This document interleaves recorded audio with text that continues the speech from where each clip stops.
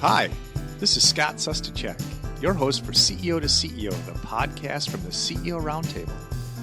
CEO Roundtable is a peer-to-peer organization that brings business leaders together to share wisdom, experience, and insights from the trenches.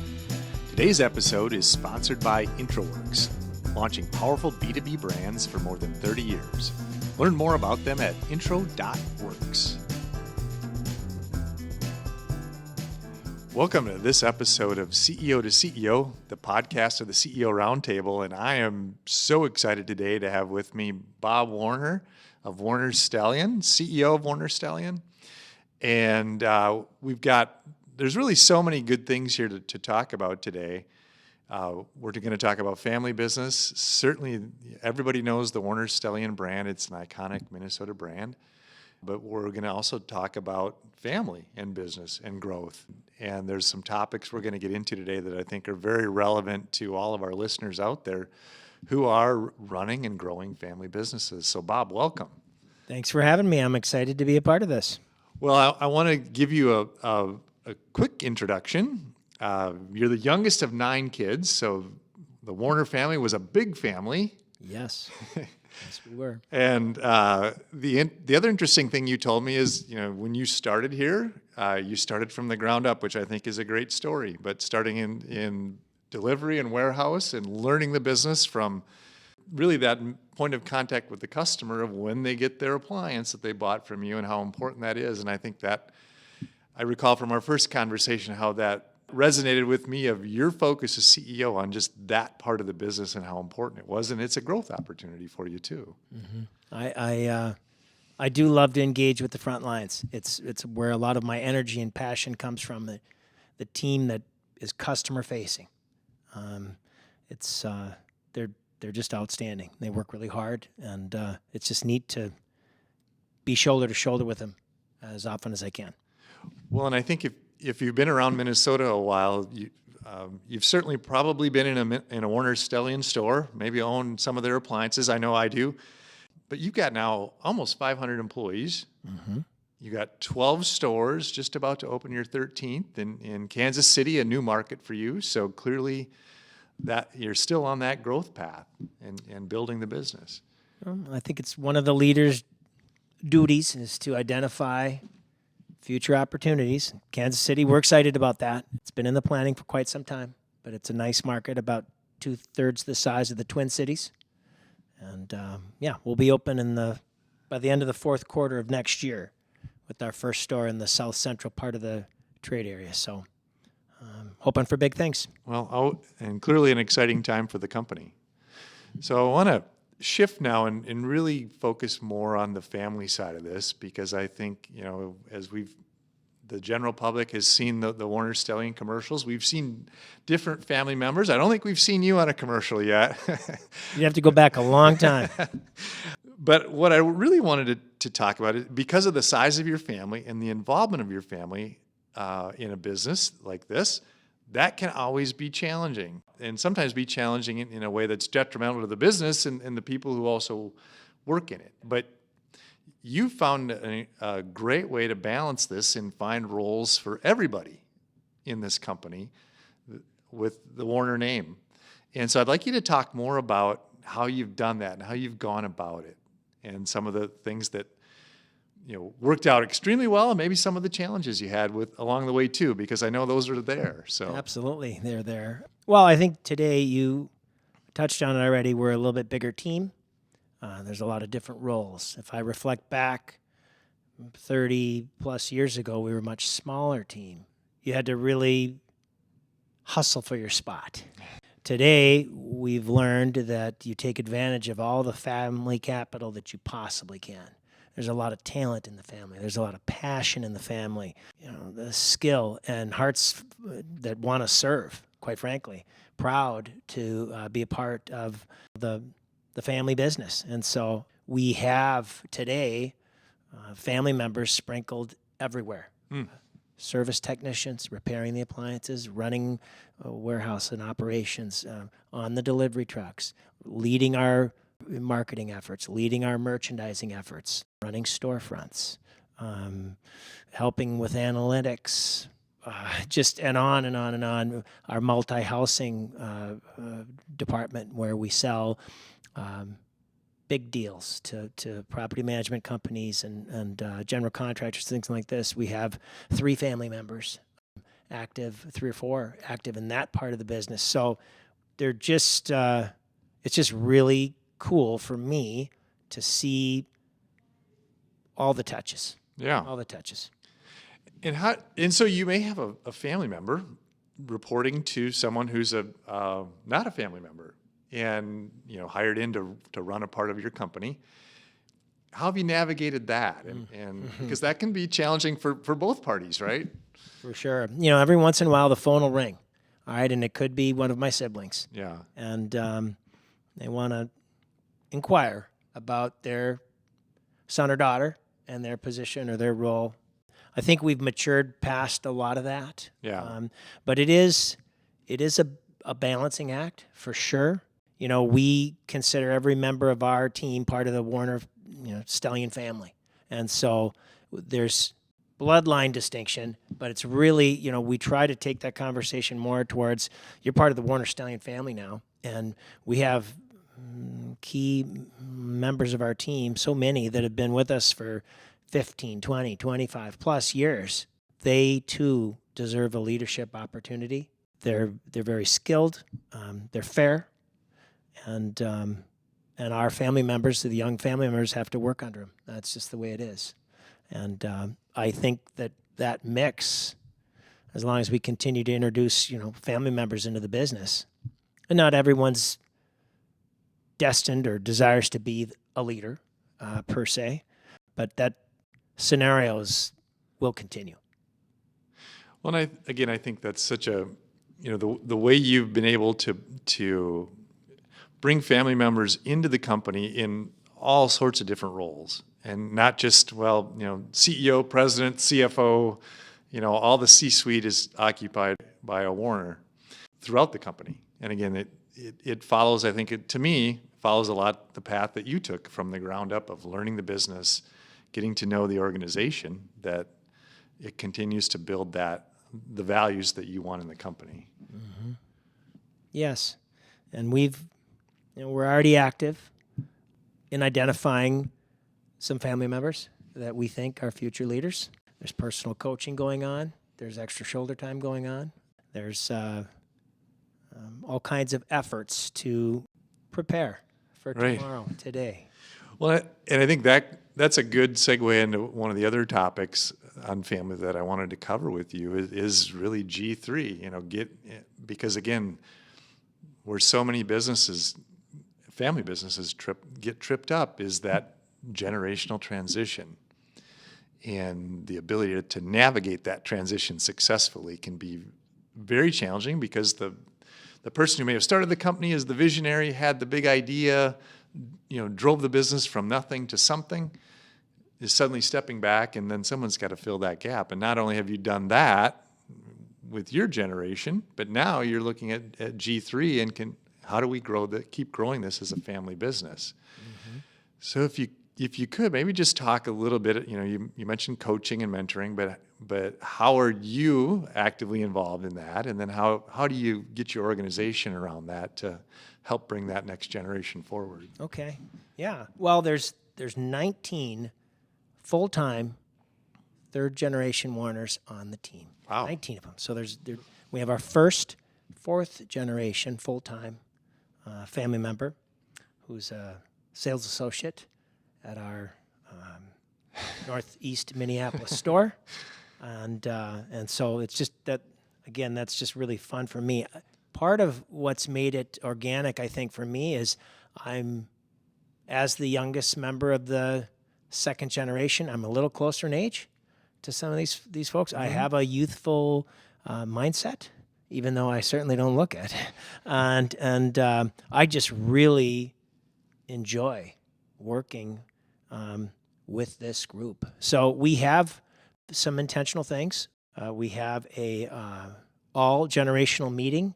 Anyone 16 years of age or older is encouraged to attend. They learn all about the business, what's going on, how we're performing.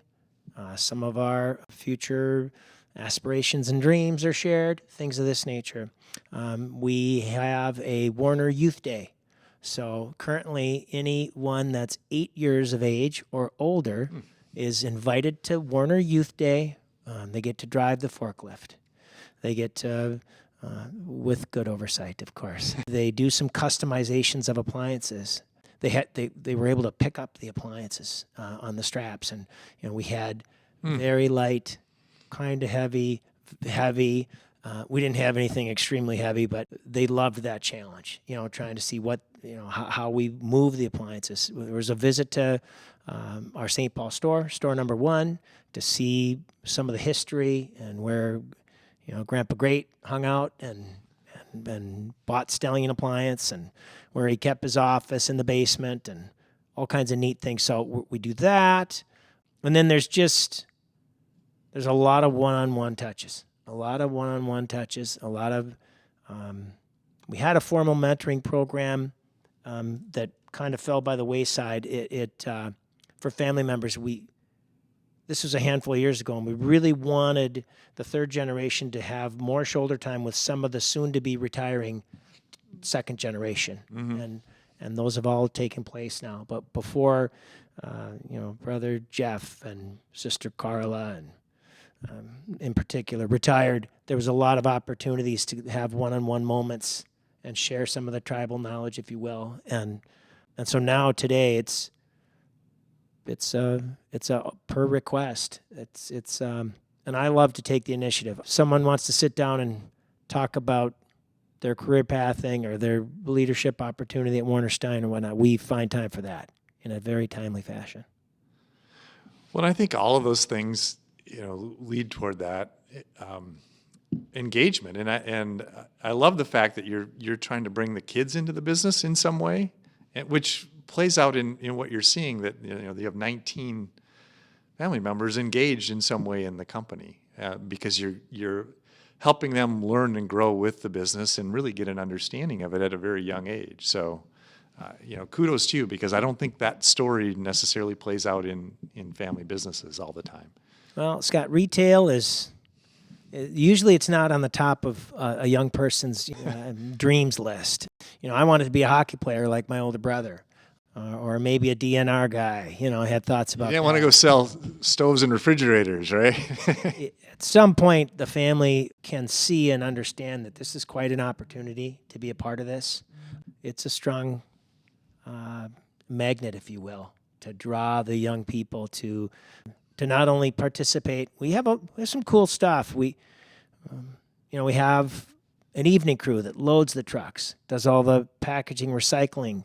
They do janitorial around the warehouse. We've had so many of the nephews have started in that role. It's at a young age they get a Windows view of what it's the backside of the business.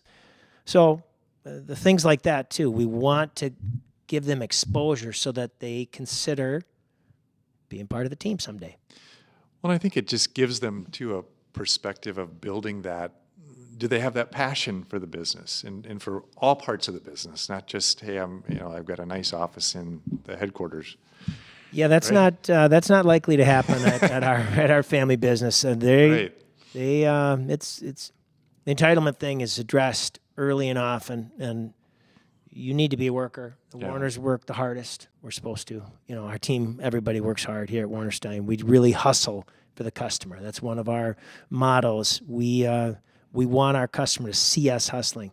But the family members, there's perhaps someday someone might go work somewhere else and come back and have a breadth of experience and maybe jump a couple of rungs without the same breadth of experience. But I see that as unlikely. Even if they have that wonderful outside experience, we're still going to want them to really know all the key points of the business.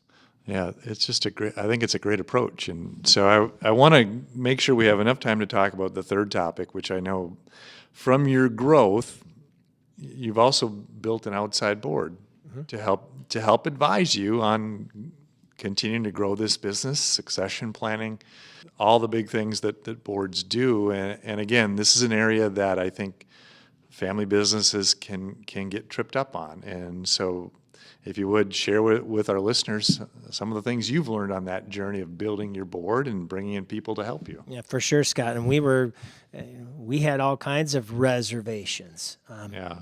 Are we going to lose control? Can we trust outside advisors or board members? So we had a family council in place for many years, and that has kind of morphed now in the last 10 years towards a bona fide board that holds me accountable and drives the business with 3 non-family board members. There are 4 family board members. Okay, we have a good structure mix. of 7.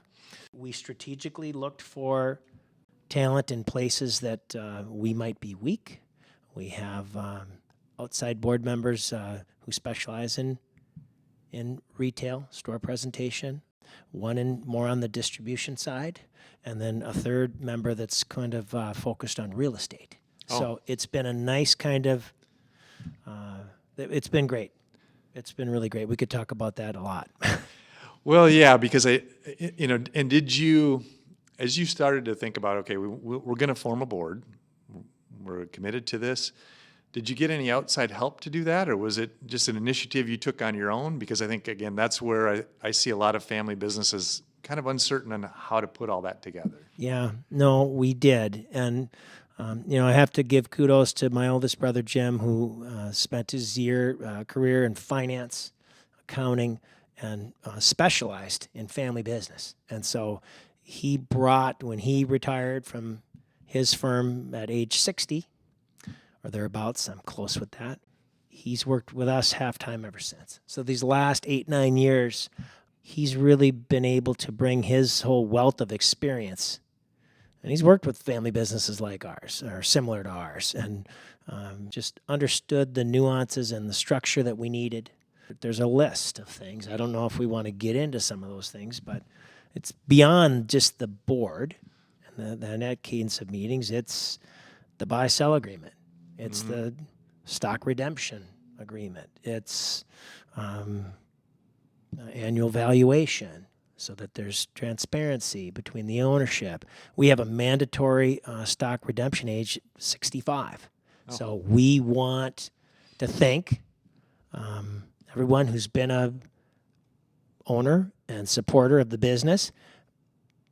But at age 65, we want to welcome in the next folks, the next wave of family members. So there's a very I think just brilliant and again, I'm not the author of these things, but plan in place to transition the business down. We really did identify that in the spirit of our founder, and a lot of these things go back to the spirit of our founder, my father, Jim Warner, taking advantage of the family capital and keeping the family in the business and some of those pieces. We think it's a huge part of our secret sauce. We know that we've got a big, talented, quote, non-family team supporting us.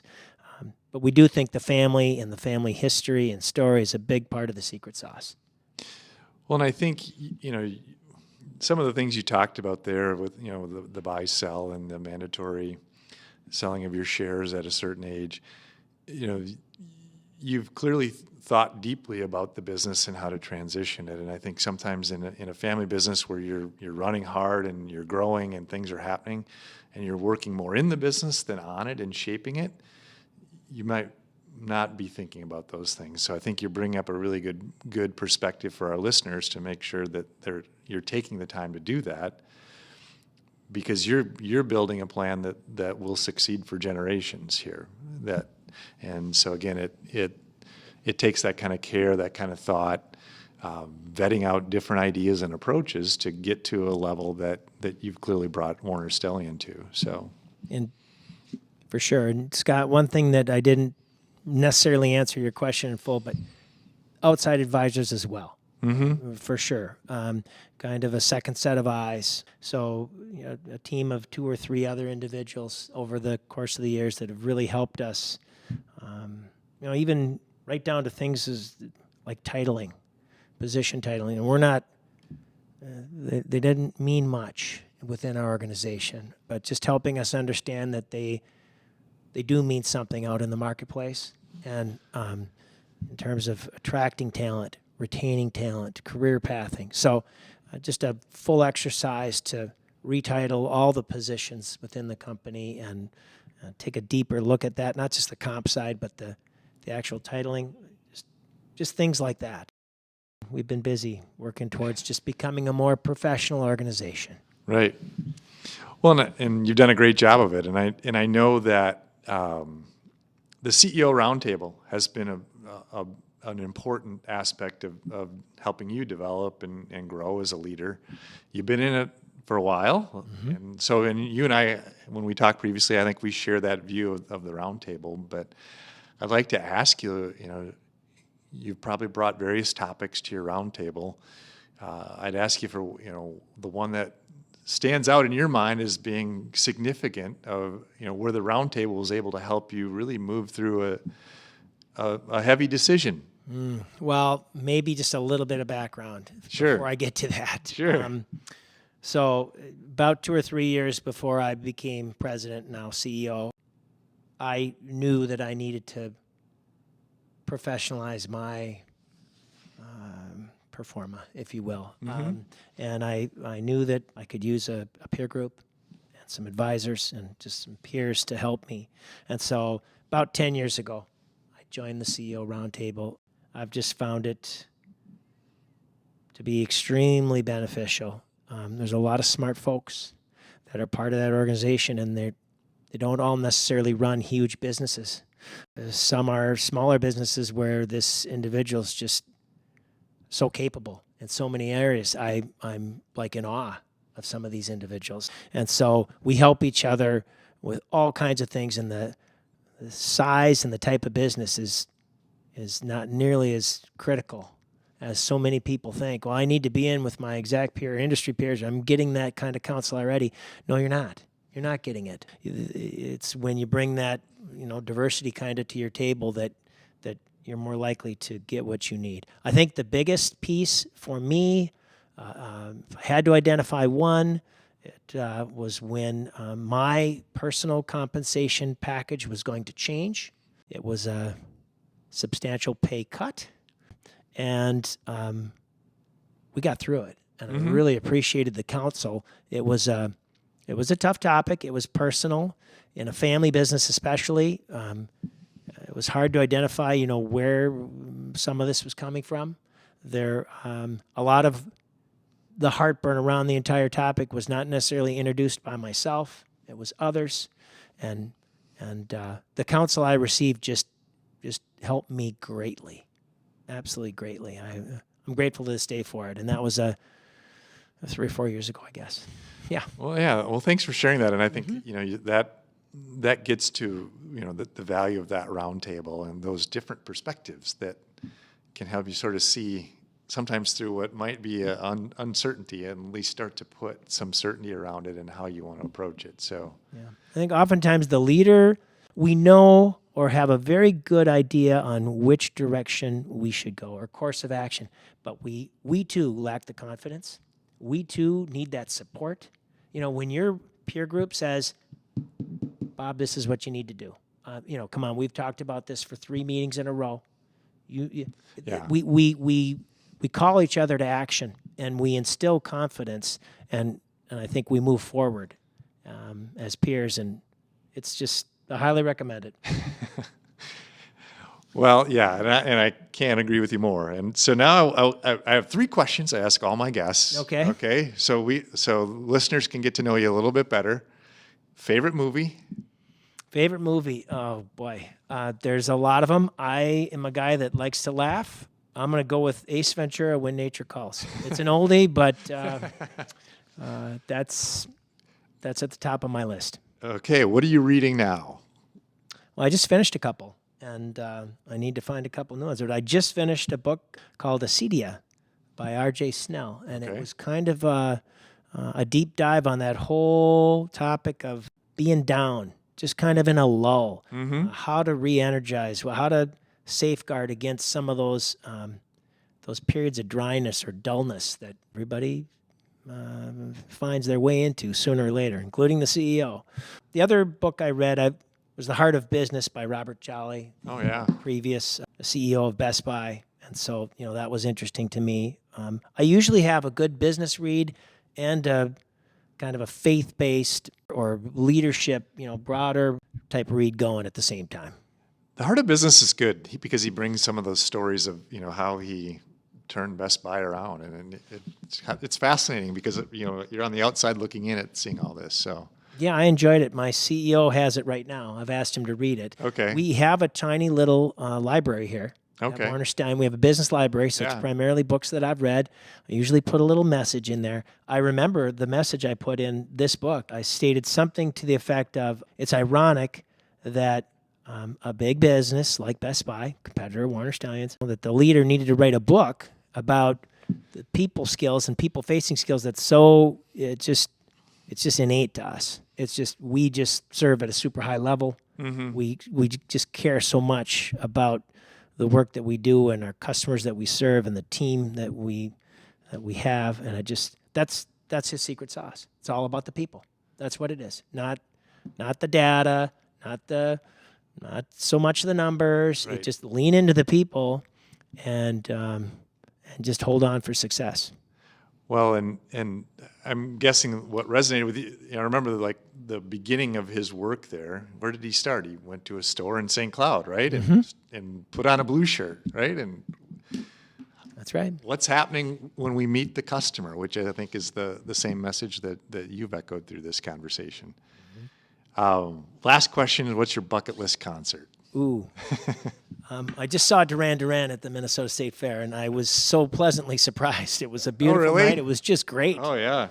Friends of ours are concert goers, and they hooked us in to join, and I'm just so glad we did that. I've been to a lot. On my bucket list is a sleeper, Slightly Stupid. Ah. They're a little bit of a reggae, alt-rock type. I'd really like to see those guys. I think they'd be a lot of fun, although I'd be one of the Boy Scouts in the stands watching. But Simple Minds is the other band. It was the first concert I ever saw. I think I was 17 years old at the St. Paul Civic Center. I would love to go to Scotland and watch these guys at a small little pub or venue. Those are the two that I'd pick right now. All right. Yeah. Well, Bob, this has been fantastic. Thank you for sharing this. And just a lot of respect for the kind of business you built and how you've been able to make your family such an intrinsic part of it and growing it. Well, I enjoyed every minute of it. Thanks again for having me. All right. Thank you.